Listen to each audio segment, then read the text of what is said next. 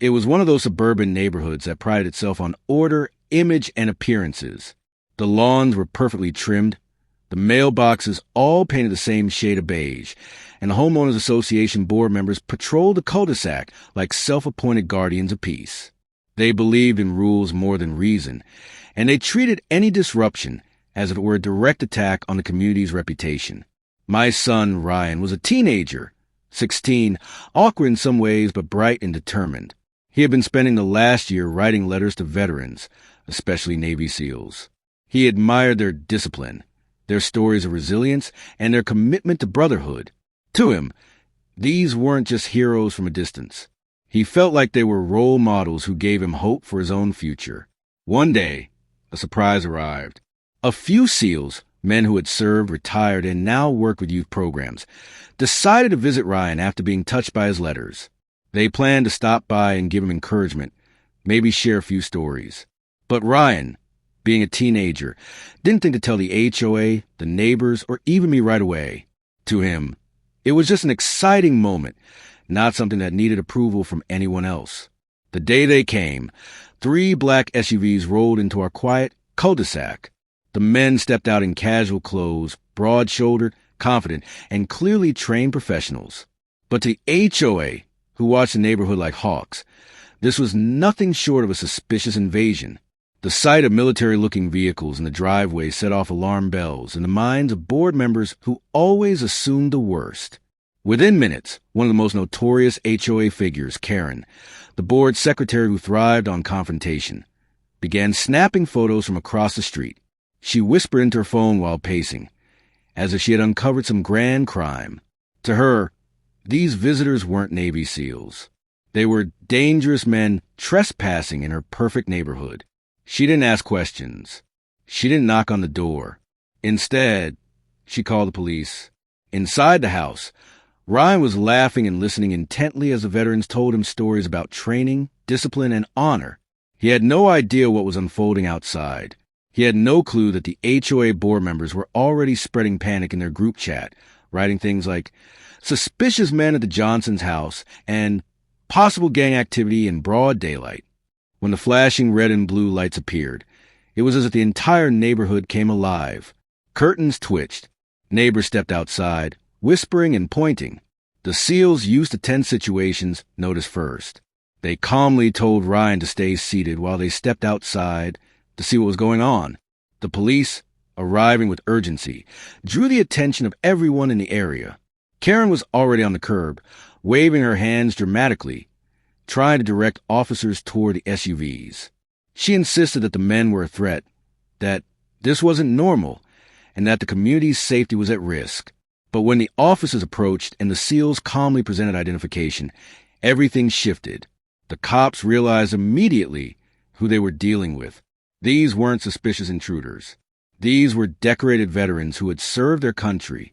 Yet the damage had been done.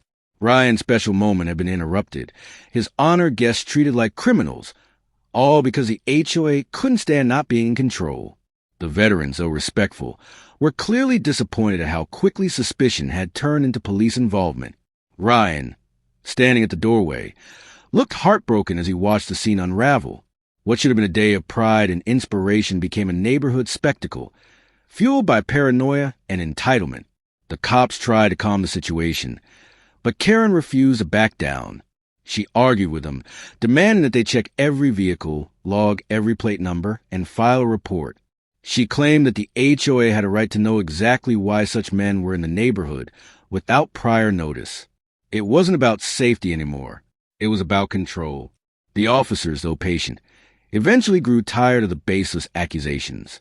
They explained that no laws had been broken and no threats existed. Still, Karen and her allies seethed, convinced that they had been duped. Ryan stood frozen, embarrassed and furious, realizing that the HOA had turned what should have been one of the proudest days of his life into a humiliating ordeal. The SEALs reassured him, telling him not to let petty people destroy his passion. But the seed of conflict had been planted, and the HOA wasn't going to let this incident go quietly. By nightfall, a new problem emerged. An email blast went out to all residents, warning of unannounced suspicious visits, and reminding homeowners that guests must be reported to the HOA board in advance. The message, though not naming us directly, made it clear who they were targeting. And so, what began as a heartfelt visit had transformed into the opening shots of a neighborhood battle, one where my son and his reputation would be at the center. The next morning, the neighborhood buzzed with gossip. The email from the HOA had spread like wildfire, and suddenly, Ryan was the talk of the cul-de-sac. Parents whispered about strange men arriving in SUVs.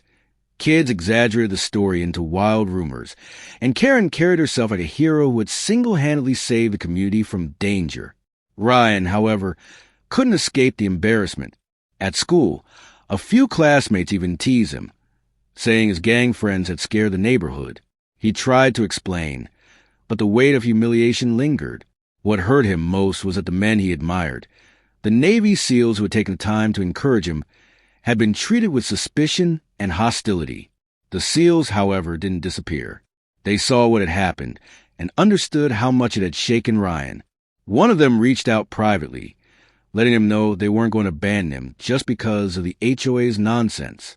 They believed in building character through adversity, and they saw this as an opportunity to teach Ryan about standing tall in the face of unfair judgment.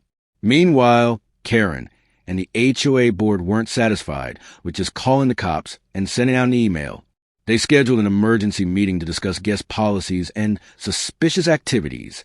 Though framed as neutral community business, everyone knew it was targeted at us. Flyers went up, reminding residents to attend, and the pressure grew. At that meeting, Karen took center stage. She described the SEALs' visit in the most dramatic way possible, painting a picture of military vehicles circling the block, unannounced men with intimidating presence, and a frightened community caught off guard.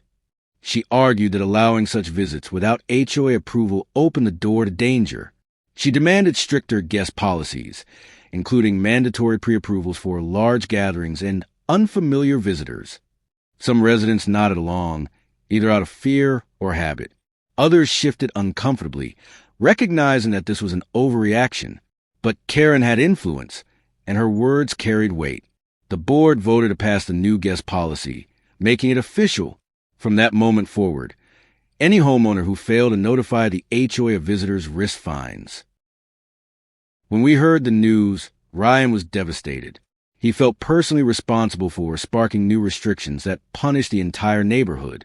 He asked me if he should stop communicating with the veterans altogether. But before I could answer, the SEALs themselves intervened. They told Ryan this was exactly the kind of opposition that tested resilience. They reminded him that leaders don't crumble under pressure. They rise. They encourage him to continue learning, to keep writing, and to never let the small-minded dictate his path. To them, this was not just about a boy in an HOA. It was about teaching him the discipline of facing adversity with quiet strength. But Karen wasn't finished. She began monitoring our house more closely, driving by slowly, snapping pictures of our driveway, and even questioning delivery drivers. To her, Ryan and his visitors represented disorder, and she thrived on the chance to enforce control. Soon, violation letters started appearing in our mailbox. Petty infractions about trash cans being out too long, or grass being half an inch higher than regulation. It was clear this wasn't about rules anymore. It was personal. The SEALs noticed. On their next visit, they didn't come quietly. They parked openly, walked with confidence, and greeted neighbors who stared from behind their curtains. Their presence was calm, but it carried weight, as though they were silently declaring that intimidation wouldn't work. That evening, as they left, Karen stormed into the street, demanding to know why they were allowed back after the police incident. She shouted about community rules, safety, and how we were setting a dangerous precedent. But the SEALs didn't argue. They simply told her, in measured tones, that they were here as guests, invited and welcomed. The police had already cleared them, and no law had been broken. Karen fumed, but she had no real argument left. Still, she refused to let it go. She began plotting her next move, determined to escalate things further. Her obsession was no longer about protecting the community. It was about proving that her authority was untouchable. Ryan, caught in the middle, learned a hard truth. Sometimes, doing the right thing makes you a target. But with the SEALs by his side, he also learned that standing firm with dignity was more powerful than stooping to the level of those who thrive on control. By the time the next HOA newsletter came out, the situation had reached a boiling point. The headline read, "Unreported military visitors continue to threaten community standards." It was a direct attack, leaving no doubt that the HOA was willing to drag this conflict into the public spotlight. The stage was set for the final confrontation, one that would test not only Ryan's resilience, but also the veterans' patience, the HOA's authority, and the neighborhood's tolerance for Karen's relentless crusade. The conflict came to a head at the next HOA meeting. Karen stormed and armed with photos, violation notices, and a speech about protecting the neighborhood. But this time, the veterans were there too.